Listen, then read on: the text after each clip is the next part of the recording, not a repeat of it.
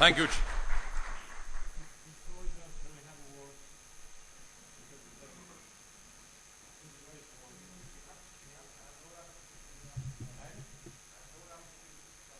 I have no latitude to do that at the moment.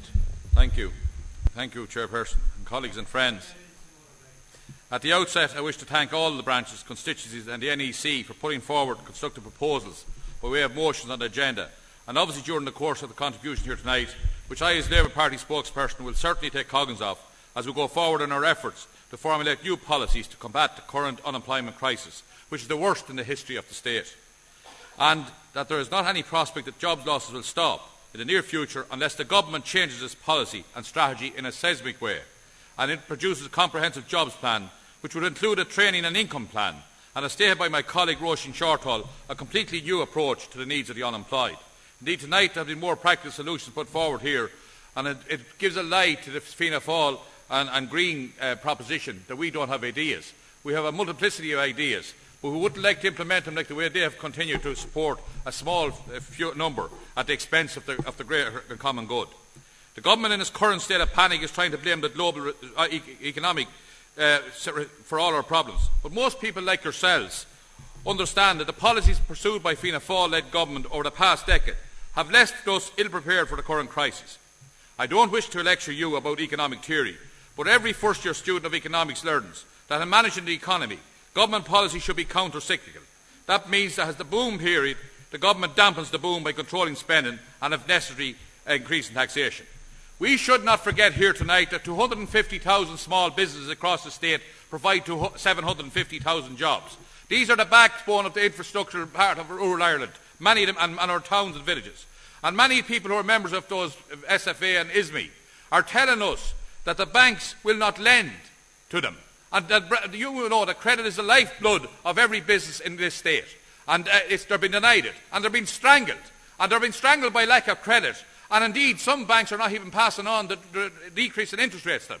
Every way they're being strangled. Now, they're asking us, 7 billion of a recapitalisation plan for the banks.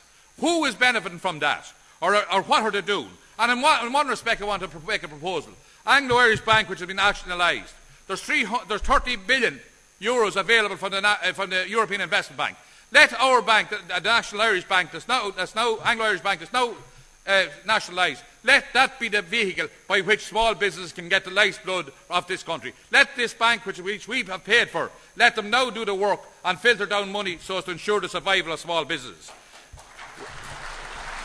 We are also aware that start-up grants be made available to people who are unemployed and wish to start up new business. And it's my view that a small business relate scheme, which will be based either on square footage or on turnover, or a combination of both, should be introduced. Don't try and strangle the business before it gets off the ground by landing them with 10 and 15 and 20,000 rates bills. If we should have it graduated 1/10 in the first year, right up for a number of years until they have got up and running and providing jobs.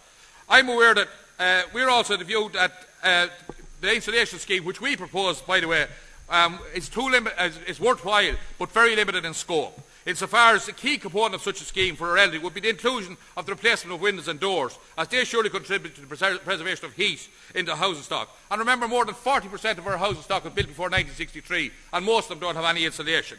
We in the Labour Party would encourage renovation and improve energy efficiency for older houses, and this could be done by reducing the level of VAT for improvement works, or reduce or remove VAT on insulation materials. And we have offered a number of other things. We could our scheme, the Airden and Learning scheme, that would actually be a huge boost. And I have to say, I have a huge number of things that are laid out in a speech here, but I also want to say we want to reform the back to work and back to education allowance. Cut out those lead-in times. If people are 3 months unemployed, let them all into those schemes. Lift the VTOS, increase the number of PLCs, reform the CE schemes. We got so much out of the enhancement, environmental enhancement. All our villages and towns that we go through, they have been improved through the CE schemes introduced by Rory Quinn. And that idea now is more important than ever. I want to say, finally, because the Chairman is getting a bit cross here, there is a problem also in enterprise and employment, and I want to say this to you. Forfus in 2007 wrote a report towards developing an entrepreneurship policy for Ireland, and a major problem in the area of entrepreneurship policy was identified. Well, one not can deny that the government has giving money to small business and that, and try to encourage entrepreneurship. Too many agencies, bodies and departments are involved in this area. And I just want to ask for a minute here. The Department of Enterprise, Trade and Employment, the Department of Education and Science, the Department of Community, Rural and Gaelic Affairs, the Department of Arts, Sports and Tourism, and obviously the Department of Justice, Equality and Law Reform, and finally the Department of Finance. Therefore is clear Ireland lacks an explicit and articulated entrepreneurship policy directed at ministerial level. And one commitment we'll give you. Labour and Government will commit itself to bring in all the foregoing responsibilities. All that. It's no wonder people can't get what they deserve.